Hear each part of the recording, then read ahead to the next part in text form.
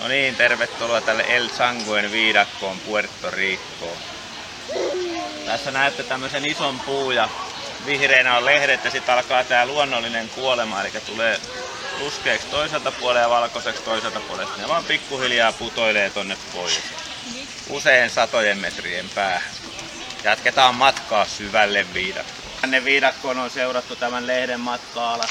Laskeuduin tuota liania pitkin ja ainoa oli pari amebaa näkyi siinä matkalla, mutta muuten reissi on mennyt todella hyvin.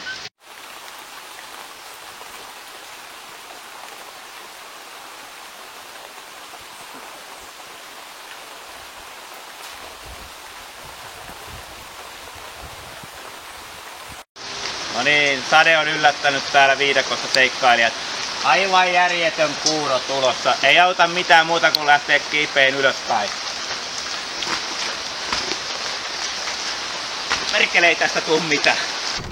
Lianiin nousu oli sen verran rankkaa puuhaa, että päätimme jatkaa eteenpäin ja luojan kiitos löytyi retkikunnan jeeppi.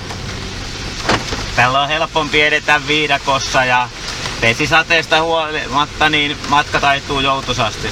Ja jos nyt ihan rehellisiä ollaan, niin olisihan se vähän turhan kyllä ollut vaivalloista kävellä siellä sateessa. Että mennään eteenpäin kohti tuntematonta.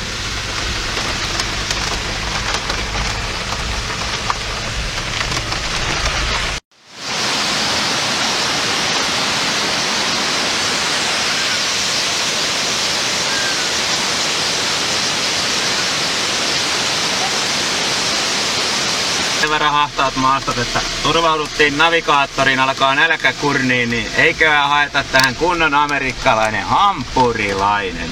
Viidakkovaelluksemme päättyy tällä erää tähän. Morjens!